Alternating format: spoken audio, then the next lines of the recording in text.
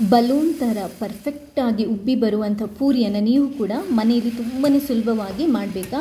ಹಾಗೆಯೇ ಪೂರಿ ಗರಿ ಗರಿಯಾಗಿ ಕ್ರಿಸ್ಪಿಯಾಗಿ ಬಂಗಾರದ ಬಣ್ಣದಲ್ಲಿರಬೇಕಾ? ಹಾಗಾದರೆ ಪೂರಿ ಮಾಡಲಿಕ್ಕೆ ಪರ್ಫೆಕ್ಟಾಗಿ ಹಿಟ್ಟನ್ನು ಯಾವ ಥರ ತುಂಬಾ ಸುಲಭವಾಗಿ ಕಲಿಸ್ಕೊಳ್ಳೋದು, ಇವತ್ತಿನ ವಿಡಿಯೋದಲ್ಲಿ ಎಲ್ಲ ಸೀಕ್ರೆಟ್ ಟಿಪ್ಸನ್ನು ಹೇಳ್ಕೊಡ್ತಾ ಇದ್ದೇನೆ. ಈ ಟಿಪ್ಸನ್ನು ನೋಡಿದರೆ ಯಾರು ಬೇಕಾದರೂ ತುಂಬಾ ಸುಲಭವಾಗಿ ಪೂರಿಯನ್ನು ಮನೆಯಲ್ಲೇ ಮಾಡ್ಬೋದು. ಸರಿ, ಹಾಗಾದರೆ ಈ ವಿಶೇಷವಾಗಿರುವಂಥ ರೆಸಿಪಿನ ಹೇಗೆ ಮಾಡೋದು ಅನ್ನೋದನ್ನು ನೋಡ್ಕೊಂಬರೋಣ. ನಾವು ಮನೆಯಲ್ಲಿ ಮಾಡುವಂಥ ಪೂರಿ ಬಲೂನ್ ಥರ ಉಬ್ಬಬೇಕು, ಮೆದುವಾಗಿರಬೇಕು, ಗರಿ ಗರಿ ಆಗಿರಬೇಕು ಅಂತಂದರೆ ಕೆಲವೊಂದು ಸಿಂಪಲ್ ಟ್ರಿಕ್ಸನ್ನು ಫಾಲೋ ಮಾಡಬೇಕಾಗುತ್ತೆ. ಅದು ಯಾವುದು, ಹೇಗೆ ತುಂಬಾ ಸುಲಭವಾಗಿ ಹೋಟೆಲ್ಗಿಂತ ರುಚಿಯಾಗಿರುವಂತಹ ಚೆನ್ನಾಗಿರುವಂಥ ಪೂರಿಯನ್ನು ಮನೆಯಲ್ಲೇ ಮಾಡ್ಬೋದು ಅನ್ನೋದನ್ನು ಇವತ್ತಿನ ವಿಡಿಯೋದಲ್ಲಿ ಹೇಳ್ಕೊಡ್ತಾ ಇದ್ದೇನೆ. ಕರೆಕ್ಟಾಗಿ ನೋಡ್ಕೊಳ್ಳಿ, ನಿಮಗೆ ತುಂಬಾ ಸಿಂಪಲ್ ಆಗಿದ್ದು ಅರ್ಥ ಆಗುತ್ತೆ.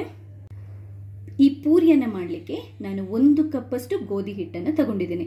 ಕೆಲವರು ಮೈದಾ ಹಿಟ್ಟಲ್ಲಿ ಮಾಡ್ತಾರೆ, ಬಟ್ ಮೈದಾ ಹಿಟ್ಟು ಅಷ್ಟೊಂದು ಒಳ್ಳೆಯದಲ್ಲ. ಅದಕ್ಕೋಸ್ಕರ ನಾವು ಗೋಧಿ ಹಿಟ್ಟಲ್ಲೇ ಮಾಡೋಣ, ರುಚಿನೂ ಚೆನ್ನಾಗಿರುತ್ತೆ. ಮೊದಲಿಗೆ ಒಂದು ಮಿಕ್ಸಿಂಗ್ ಬೌಲನ್ನು ತಗೊಂಡು ಅದಕ್ಕೆ ಈ ಗೋಧಿ ಹಿಟ್ಟನ್ನು ಹಾಕೊಳ್ಳೋಣ. ಈಗ ಈ ಹಿಟ್ಟಿಗೆ 2 ಸ್ಪೂನ್ನಷ್ಟು ನಾನು ಸೂಜಿ ರವನ್ನು ಹಾಕೊತಾ ಇದ್ದೇನೆ. ಉಪ್ಪಿಟ್ಟು ರವೆ, ಯಾವ ರವೆ ಬೇಕಾದರೂ ಹಾಕೋಬಹುದು, ಬನ್ಸಿ ರವೆ ಬೇಡ. ರವೆ ಯಾಕೆ ಹಾಕೋದು ಅಂತಂದರೆ ಪೂರಿ ಇದೆಯಲ್ವಾ, ಗರಿ ಗರಿಯಾಗಿ ಕ್ರಿಸ್ಪಿಯಾಗಿ ಬರುತ್ತೆ. ಇದಕ್ಕೆ 1/4 ಟೇಬಲ್ ಸ್ಪೂನಷ್ಟು ಉಪ್ಪನ್ನು ಹಾಕೊತಾ ಇದ್ದೇನೆ. ಉಪ್ಪು ರುಚಿಗೆ ಎಷ್ಟು ಬೇಕೋ ನೋಡ್ಕೊಂಡು ಹಾಕೊಳ್ಳಿ. 1 ಸ್ಪೂನಷ್ಟು ಟೇಬಲ್ ಸ್ಪೂನಲ್ಲಿ 1 ಟೇಬಲ್ ಸ್ಪೂನಷ್ಟು ಸಕ್ಕರೆನ ಹಾಕೊತಾ ಇದ್ದೇನೆ. ಸಕ್ಕರೆ ರುಚಿ ಚೆನ್ನಾಗಿ ಬರುತ್ತೆ. ಇನ್ನೊಂದೇನು ಅಂತಂದರೆ ಪೂರಿದು ಕಲರ್ ಇದೆಯಲ್ವಾ, ಬಂಗಾರದ ಕಲರ್ ಬರುತ್ತೆ, ಗೋಲ್ಡನ್ ಕಲರ್ ಬರುತ್ತೆ, ತುಂಬ ಚೆನ್ನಾಗಿರುತ್ತೆ. ಇಂಗ್ರೀಡಿಯೆಂಟ್ಸ್ ಇಷ್ಟೇ, ಇನ್ನೇನು ಹಾಕೋಂಗಿಲ್ಲ. ಮೊದಲು ಈ ಸಕ್ಕರೆ ಎಲ್ಲ ಹಾಕಿದೀವಲ್ಲ, ಉಪ್ಪೆಲ್ಲ ನೀಟಾಗಿ ಒಂದ್ಸರಿ ಮಿಕ್ಸ್ ಮಾಡ್ಕೊಳ್ಳೋಣ. ಆವಾಗ ಕಲಿಸುವಾಗ ಉಪ್ಪು ಅಲ್ಲಲ್ಲೇ ಉಳಿದ್ಕೊಳ್ಳಲ್ಲ, ಕರೆಕ್ಟಾಗಿ ಮಿಕ್ಸ್ ಆಗಿರುತ್ತೆ. ಜಸ್ಟ್ ಈ ಥರ ಒಂದ್ಸರಿ ಮಿಕ್ಸ್ ಮಾಡ್ಕೊಳ್ಳೋಣ. ಇವಾಗ 1 ಕಪ್ ಗೋಧಿ ಹಿಟ್ಟನ್ನು ಕಲಿಸ್ಕೊಳ್ಳೋದಕ್ಕೆ ಅರ್ಧ ಕಪ್ಪಷ್ಟು ನೀರು ಬೇಕಾಗುತ್ತೆ.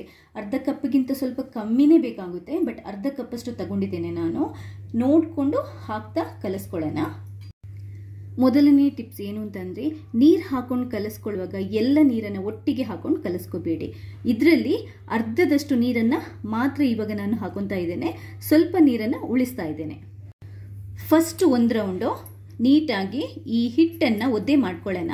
ಮಿಕ್ಸ್ ಮಾಡ್ಕೊಳ್ಳಿ. ಯಾವಾಗಲೂ ಏನಾಗುತ್ತೆ ಅಂತಂದರೆ ಒಟ್ಟಿಗೆ ಒಂದೇ ಸರಿ ನೀರು ಹಾಕಿ ಕಲಸಿದ್ರೆ ಜಾಸ್ತಿ ಆಗಿಬಿಟ್ರೆ ನಮ್ಗೆ ಆಮೇಲೆ ಅಡ್ಜಸ್ಟ್ ಮಾಡೋದು ಕಷ್ಟ ಆಗುತ್ತೆ. ಅದಕ್ಕೆ ಕರೆಕ್ಟಾಗಿ ನೋಡಿಕೊಂಡು ಅರ್ಧದಷ್ಟು ಹಾಕೊಂಡು ಫಸ್ಟ್ ಹಿಟ್ಟನ್ನು ಒದ್ದೆ ಮಾಡ್ಕೊತಾ ಇದ್ದೇನೆ. ನೋಡಿ, ಹಿಟ್ಟು ಒದ್ದೆಯಾಗಿದೆ. ಇವಾಗ ಮಿಕ್ಕಿದ ನೀರನ್ನು ಹಾಕೊಳ್ಳೋಣ.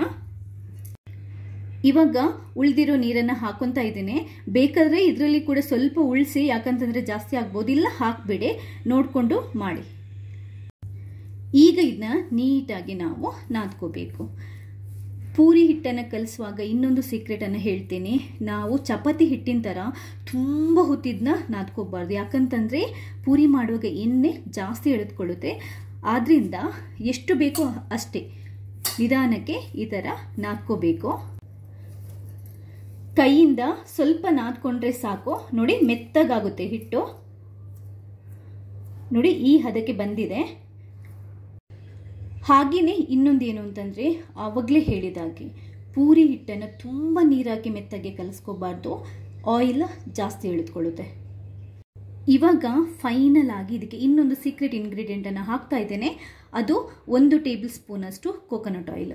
ಕೋಕೋನಟ್ ಆಯಿಲ್ ಇಲ್ಲದಿದ್ದರೆ ನಾರ್ಮಲ್ ಕುಕ್ಕಿಂಗ್ ಆಯಿಲ್ ಯಾವುದು ಬೇಕಾದರೂ ಹಾಕೋಬಹುದು.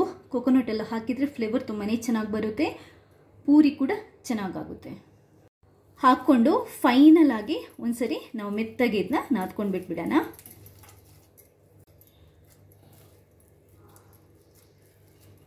ನಾನು ಕೈಯಿಂದ ಜಾಸ್ತಿ ನಾದ್ಕೊಂಡು ಹೊಡೆದು ಬಡ್ದು ಏನೂ ಮಾಡಿಲ್ಲ, ಮೆತ್ತಗೆ ಕಲಿಸ್ಕೊಂಡಿದ್ದೇನೆ.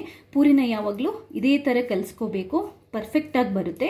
ನೋಡಿ, ಇಷ್ಟೇ ಪೂರಿ ಹಿಟ್ಟು ರೆಡಿಯಾಗಿದೆ.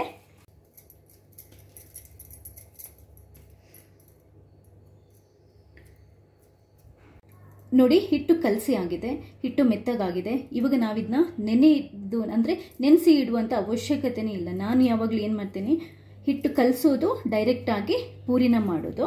ನೋಡಿ, ಪೂರಿಗೆ ಎಷ್ಟು ದೊಡ್ಡ ಉಂಡೆ ಬೇಕೋ ಅಷ್ಟು ದೊಡ್ಡ ಉಂಡೆನ ನಾವು ಮಾಡ್ಕೋಬೇಕು.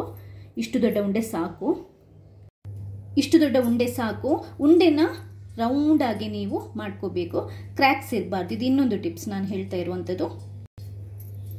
ಈಗ ಉಂಡೆನ ಸ್ವಲ್ಪ ಈ ಥರ ಮಾಡಿಕೊಂಡು ಹಿಟ್ಟು ಜಾಸ್ತಿ ಹಾಕೋಬೇಡಿ, ಸ್ವಲ್ಪ ಒಣ ಹಿಟ್ಟಿಗೆ ಈ ಥರ ಕೋಟ್ ಮಾಡ್ಕೋಬೇಕು. ಈಗ ನಾವಿದನ್ನ ಲಟ್ಟಿಸ್ಕೋಬೇಕು. ಲಟ್ಟಿಸ್ಕೊಳ್ಳುವಾಗ ಕೂಡ ಅಷ್ಟೇ, ಪೂರಿನ ಯಾವಾಗಲೂ ತುಂಬ ಇದೆಯಲ್ವಾ, ಪ್ರೆಸ್ ಮಾಡಿ ದಯವಿಟ್ಟು ಲಟ್ಟಿಸ್ಕೋಬೇಡಿ. ಯಾಕಂತಂದರೆ ಉಬ್ಬಿ ಬರಲ್ಲ. ಉಬ್ಬಿ ಬರದಿರೋದಕ್ಕೆ ಒಂದು ಮೇಯ್ನ್ ರೀಸನ್ ಅಂತಂದರೆ ಅದೇ ಪೂರಿನ ಯಾವಾಗಲೂ ಜಾಸ್ತಿ ಪ್ರೆಷರ್ ಹಾಕಿ ಲಟ್ಟಿಸ್ಕೊಳ್ಳುವಂಥದ್ದು. ಆ ಥರ ಮಾಡಬಾರ್ದು. ಮೆತ್ತಗೆ ಲಟ್ಟಿಸ್ಕೋಬೇಕು, ಚೆನ್ನಾಗಿ ಉಬ್ಬಿ ಬರುತ್ತೆ. ಯಾವ ಸೈಜ್ಗೆ ಬೇಕು ಆ ಸೈಜ್ಗೆ ರೆಡಿ ಮಾಡ್ಕೊಳ್ಳಿ. ಇದಕ್ಕೆ ನಾನು ಚೂರು ದೊಡ್ಡದು ಮಾಡ್ತೇನೆ ನೋಡಿ. ಇಷ್ಟು ದೊಡ್ಡದು ಸಾಕು. ದಪ್ಪ ಕೂಡ ಪರ್ಫೆಕ್ಟ್ ಆಗಿದೆ, ಹಾಗೆಯೇ ನಮಗೆ ಸೈಜ್ ಕೂಡ ಪರ್ಫೆಕ್ಟ್ ಆಗಿದೆ ನೋಡಿ. ಇಷ್ಟೇ ನೋಡಿ. ಪೂರಿನ ಕಾಯಿಸಲಿಕ್ಕೆ ಕೂಡ ಒಂದು ಟಿಪ್ಸ್ ಹೇಳ್ತೀನಿ. ಅದೇನು ಅಂತಂದರೆ ಆಯಿಲನ್ನು ಚೆನ್ನಾಗಿ ಬಿಸಿ ಮಾಡಬೇಕು. ಮೀಡಿಯಂ ಫ್ಲೇಮಲ್ಲಿ ಇಟ್ಕೊಂಡು ಬಿಸಿ ಮಾಡಿದ ನಂತರ ನೋಡಿ ಈ ಥರ ಹೊಗೆ ಬರಬೇಕು. ಈ ಥರ ಹೊಗೆ ಬರಲಿಕ್ಕೆ ಶುರುವಾದ ನಂತರನೇ ನಾವು ನಿಧಾನಕ್ಕೆ ಈ ಪೂರಿನ ಹಾಕೋಬೇಕು ನೋಡಿ.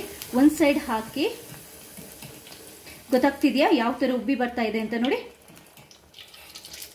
ಈಗ ಇದನ್ನ ನಿಧಾನಕ್ಕೆ ಮಗುಚಿ ಹಾಕಬೇಕು. ಮಗುಚಿ ಹಾಕಿ ಕಾಯಿಸಬೇಕು.